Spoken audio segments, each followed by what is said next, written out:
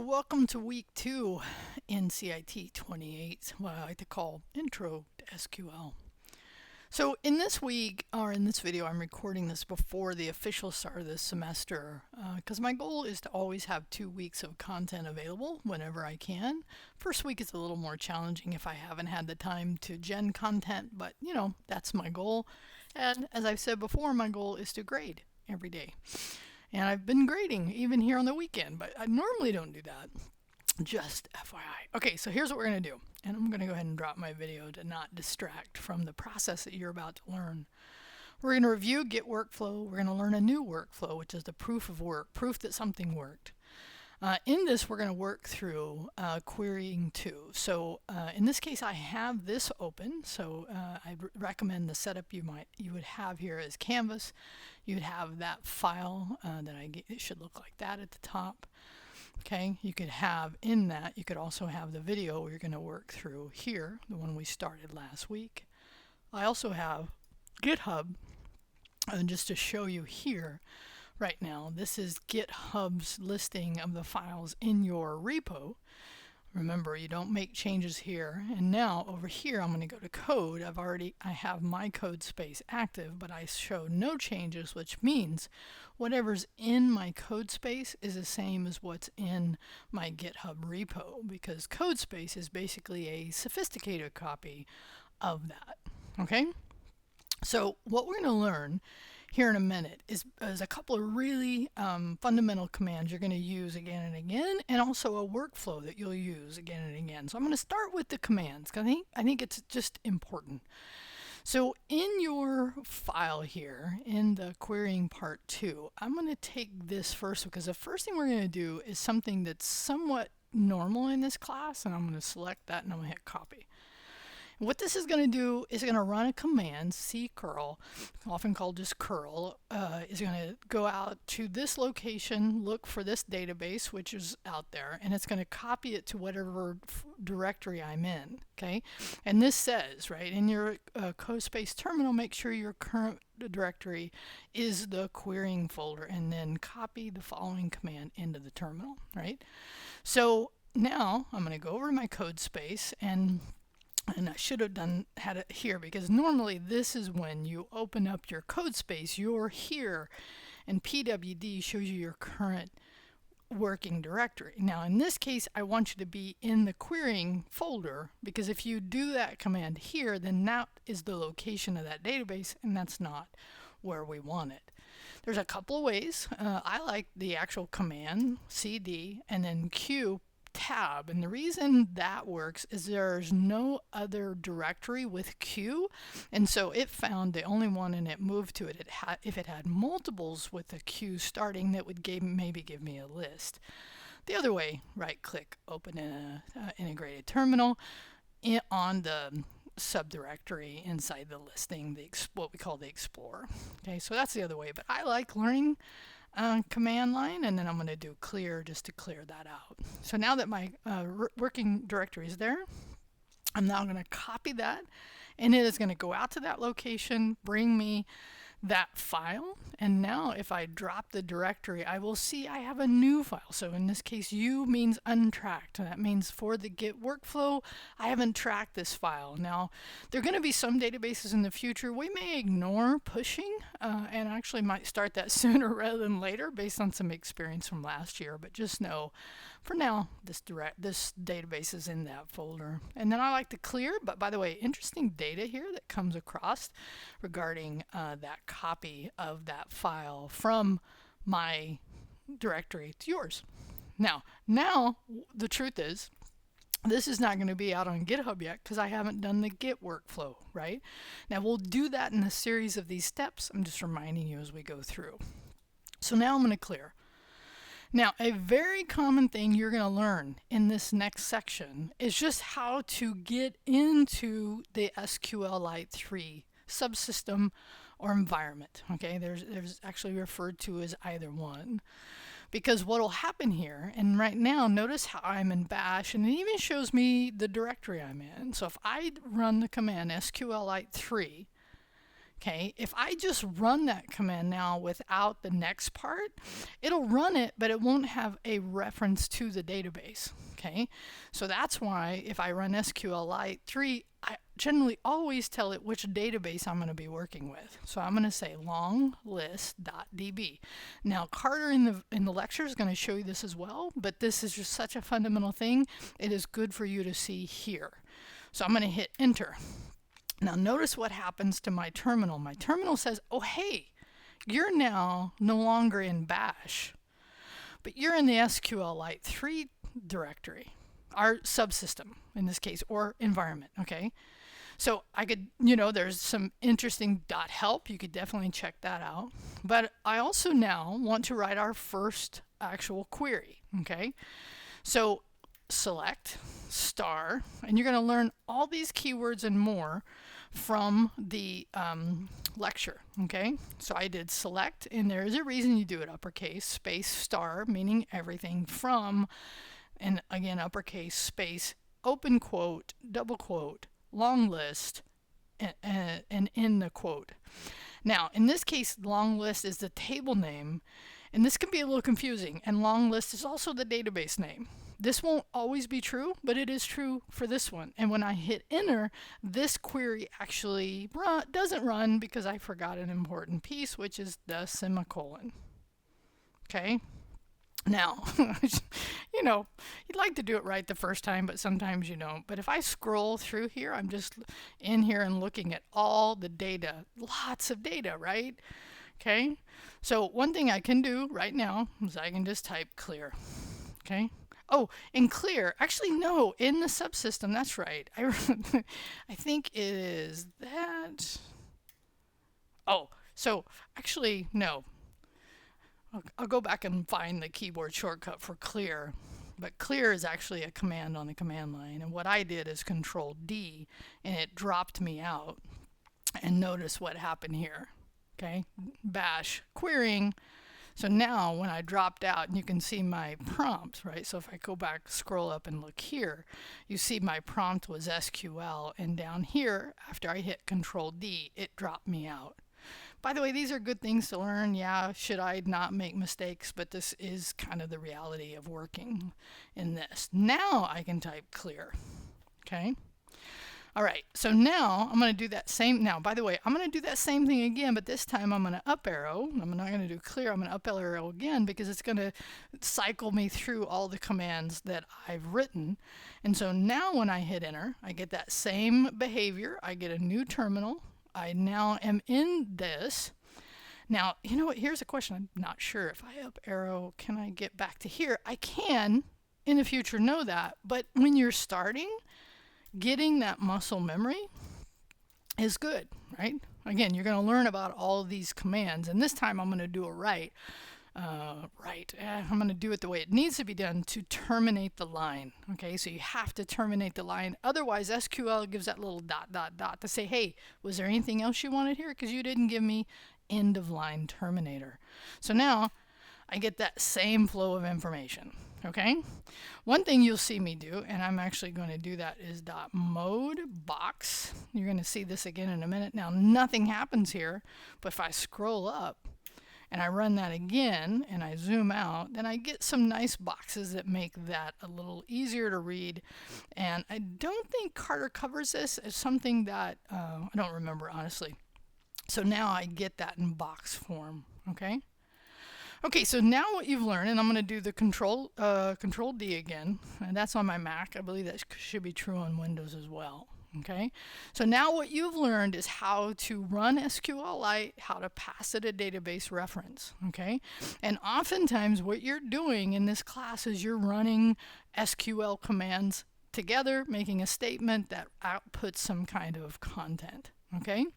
All right, so good. And the clear, I will, you know what I'll do if I don't stop here and do it in a minute, I'll give you how to clear that if you're in the SQLite. All right, so now that we've done that, right, we've written our first query. Now what I want to teach you is doing the proof of work, showing me that the queries that you are writing actually work. So a proof of work file or a proof of work right? File you're going to create that will altogether be the workflow that you will do. So you will do the get workflow, and then I will tell you an instruction when to do the proof of work workflow. Okay, so now let's actually do this. And in this sense, we're going to actually do this, which is create a new file. Okay, I'm back at the instruction. Create a new file, p2-q.sql. And I want it exactly like this, no spaces, no upper or lower case. I'm sorry, no uppercase, only lowercase. And then you'll copy this content from here all the way to here into that file. Okay, so if you want to try it on your own, hit pause and give it a try. By the way, I noticed there's a nice little copy. I could have used that as well. All right, so back at CodeSpace, in that same subdirectory, okay, querying, I'm going to create a new file. New file, I'm going to p2-q.sql. So just like .md is a markdown, .db is a database file, .sql is an SQL file. Okay, now in this SQL file, I'm going to have a combination of things, not just the query.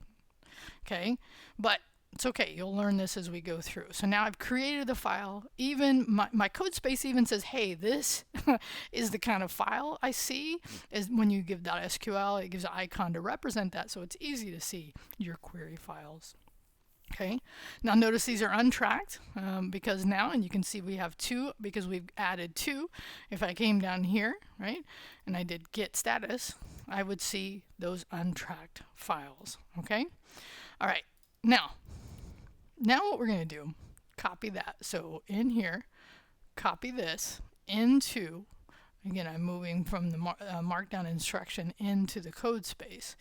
And now I'm going to pay, oh, wrong one. I evidently did not, oh, let me try this. Let me try that just for a difference to see. Cool. Now, this when you first look at it, it's like, holy mac, what's going on here? All right, there's just some setup you're going to do. And that mode.box is run. So anytime after you run any query after this, that's true. And then this changes the output. Instead of running standard to the SQL output, it's gonna create whatever runs next to grab that content and put it into a text file, which you're going to see in a minute. It's going to give a little text, just first query. Right, and in here, and by the way, these green, so notice the green are comment, and notice these are comments. So this is a very good thing to understand, because in a minute you'll see how we're going to use comments in another way. So this SQL command, this query we already wrote, now is in here. But now what we're doing is we're updating our proof of work file to show that it actually worked. And then after we do that, we do our commit, our workflow, and then we move on to what we need to do next. And that's what I'm talking about here, but I'm actually going to show you because I think it'll make more sense once you do it. And then this query, okay, and in this case, we're actually not in the SQL subdirectory, interestingly enough, and I'll explain that more as we go forward in the next weeks, okay? But it changes the output to come back to here. But this, in the comment, the last thing, is actually what we do to what we did before, which is just to hit enter when we were running writing the SQL commands on the SQLite 3. So let me actually show you now how to utilize this nice little proof of work file. I say nice because I think it is, okay?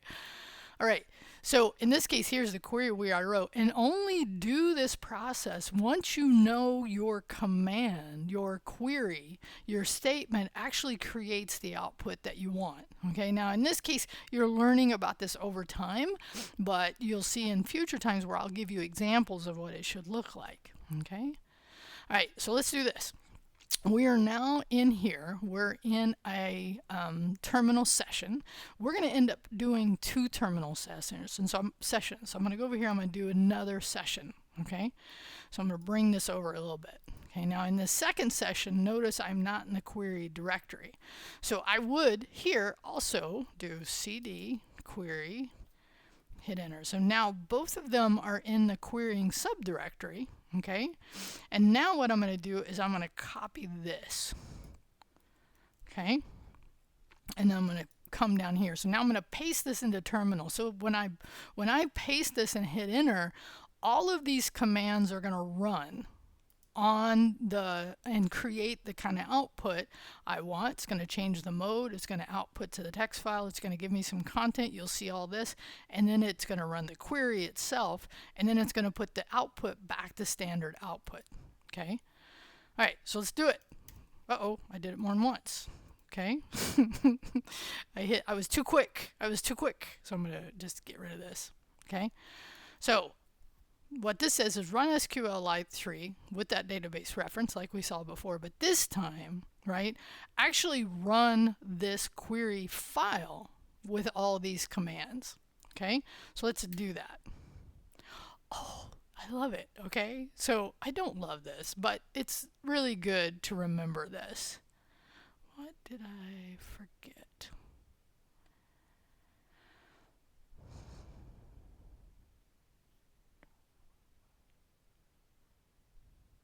Okay, I'm going to pause. You know, I almost started over in this video, but I decided this is actually a good teaching moment because this is a reality of stuff when you write it, is you have errors, right? So as I was looking at it, it wasn't jumping out at me. So this is a good use of these generative AI models. So I jumped over to ChatGPT. And I actually ended up doing this. I said when using SQLite in the setup, you can see what I did, okay? Before I even finished, I realized what the error was. I was like, oh my God, I already see it. And I often even know how it got created.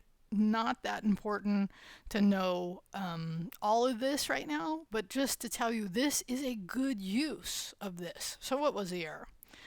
So the error was actually showing me, hey, your dot mode, which I'm like, I've run that before. And then I realized the last time I copied this, or actually when I copied this from the markdown file, and you'll need to fix this too, it put a space there. And that space, and you just got to go through every command in here, and you can even do this for the comments, okay? Again, I had a tendency to say stop. I'm not going to actually fix, or I'm going to re-record, but you know what? Again, I just think this is good learning because part of what we're doing is we're running a SQL file, and when we're doing on the terminal, we often can get, we just learn different ways to troubleshoot our code. Okay, so I'm going to clear this. Now that I've removed all those spaces, now I could also, and if I probably will, is also do this, and I don't have to for the comments, okay, but I'm going to.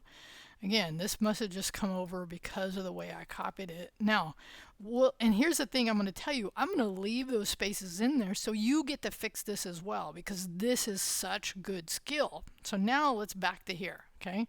So back to here, I'm going to copy this, just this part of it, making sure I'm still in the querying directory. I'm going to paste that. And now it's going to run through and run each of these things, output, and nothing happened. And you might go, nothing worked. Actually, it did work. The nothing here means that all, and here's what happens, that output changes the output. So from that point on, we didn't see anything anyway. And now let's actually go look at the proof of work file. So now here's the proof of work that shows, hey, that first query, and now I can actually split this, which is kind of nice. So I use that split. And so in my SQL, I can go through and look at what this does line by line. Okay. Dot mode does nothing because it just changes the mode. Dot output changes to whatever happens next, gets sent to this proof of work file. Print creates this. The query here, based on the box, creates the output of all that data. And then this sends you the output now back to standard out. This is very common in any kind of programming language to have the standard out. Okay? All right, so now, again, a nice little, maybe not detour, but, and the other thing I want to show you is I keep two terminals running. And the other terminal, I will have an SQLite 3 because that's where I'm going to be writing my queries. Long list, and I could have done my up arrow here And now, okay, so the difference on the first one, actually here, let's do this. Notice how now in this terminal, I'm in SQLite 3. So this is where I will write my SQL statements, okay? As a matter of fact, I think we could go look, okay? I'll come back to that in a minute, and we'll actually come back to the get workflow. All right, so the other thing you need to do is, and I won't show this because I hope you have it, but in your README file, add a H1 for, and in this case here is the markdown for that. And then after watching my video, right, which you're kind of in the process here, right, then you're going to start at 1225, right? And then what you're going to do is you're going to learn the select statement. So in other words, you go from 1225 and then you start back at 16. And so in this case, once you finish that select, which this is actually our first one, so let's actually do it together. Here's our commit message, but you need to run the proof of work, which you actually just did, and the get workflow with this commit message, okay? So I'm going to do that. Okay, so back over here. All right, so now I've run the proof of work. I have my text file that shows that. Cool. And I have my terminal in SQL, but I'm going to use my terminal in Bash because that's where I would write my get commands. Okay, so here I could do get status. I know I have 3 files that have been created that are not tracked. Get add star. Now I could individually do them, but in this case I'm going to say add all the files, or stage all the files that I have right now. And now if I up arrow and do get status, now I see, oh hey, now I get saying you have 3 new files. I'm like, yeah, I do. Okay, so what's the next command in your head? What's the next command? Get add, get commit. Okay, -m, and here's the message, and this is where I give you a specific command, select command. Okay, oh, wrong one. Now, I think, yeah, I can just copy that. All right, so now I'm committing this. So now what I have, now I have new files. I've added them and I've committed them, and then. And I've shown in here, right, use that, right? Now at this point, I don't have to push. I can push if I want to. You absolutely have to push by the end of this, and the get push is what takes whatever you have in your workflow and it pushes it to GitHub, and that's what I review because I cannot see your code space. Lots of stuff there. All good stuff. Okay? Okay. So let's see. So you're going to finish these 2. One of them, and in this case, you only have to do the workflow because you're only putting something in the README file. So you don't have to do the proof of work. But on the next one, you are going to learn more. And I think here, right? Yeah, so you're going to learn the limit command. So you're going to do the proof of work. Oh, here's what I want to show you. I'm glad I remembered this. So over here, I'm going to drop that file for a minute. And so now that I've written that command, I would comment 2 dashes it out. Now there's a keyboard shortcut. I'll show you for that later because you may have multiple things you're commenting out. And then you'll write another query. Okay, so then you'll write the next query. Select whatever from, now I'm not actually going to, I'm going to write the same query, but you get the idea that what you will be doing is writing a different query. Okay, based on the content you're going through. And then, so the next process is you'll go through, you'll listen to the questions, you'll actually update the README file, right? And then this is where I'm saying comment out the previous query, continue coding right here, and then write learn about the limit SQL command. You're going to write a query for there, and then when I say complete the proof of work and the get workflow, both of these, then you would have your next commit, or your next, commit, okay? All right, so back over here, right? So if, again, now that I have another query, and I'm simulating the idea of another query, yours will look different, okay? Then I could, once I know that works, I jump over to my bash, okay, which I'm in now. Right, so I move from my query, right? So in here, I would make sure whatever query I'm writing, and this is important, right? From long list, Remember the idea that the database and the file, the table name has the same semicolon. I know my command works, right? And you might go, hey, where's that nice mode at? Well, we didn't run mode in this SQL session, so you can always, and I like to actually run it there. And then if I up arrow, run my query, then I get that. But this is just what you see on the output. I'm sorry, on the terminal. When you get the correct output on the terminal and I tell you, hey, run your proof of work, then you go over to your bash. And in here, right, I could do a couple of things. I could know that I need to run this. Or if I remember, I could up arrow, up arrow, up arrow, up arrow, up arrow, up arrow, up arrow, eventually get to, oh, no, it's going to take me a while. It's not there. Sometimes the history doesn't, for that session, doesn't have it. So I would, oh, I'm going to actually undo that because it's the wrong one. I guess a lot of what I'm showing you today is, you know, this is what happens. So I'm going to copy that. Okay, so now I'm doing my proof of work. I'm going to paste that. And now what will happen is I now notice this line where this is at is 84, right? And I could even here, and this would be fun, right? Second query. Okay. Good, good, good. Right, so now I'm down here, and now I'm getting ready to run it, but I haven't run the command yet. Okay, so now notice modified. So that means even though nothing happened here, something happened here because the output now is here. Cool. So now I would complete my git workflow, git add star, git commit -m. Now I'm just simulating the idea of the second one. Remember, you will have queries and content you will write, and I'm just going to put example. Okay, and if you have that one in there, I'll be fine with it as well. Okay. Okay. So on this output, and I'm going to come back to the attendance in a minute. All you're going to have here is, well, let's go back. Actually, let's do this, because in this case, this is completing attendance. You will have a part 3 that you'll do next, but for the work you're doing here, you're doing it as part of your attendance, right? So working through. And this is what I'm saying. Nothing to submit in this discussion, because your commit history that you will then do also for the part 3 is what you'll submit for that item, because this is a discussion board and you don't have to tell me. I will review your commits while I'm grading. So what do you need to do to get the points for here, right?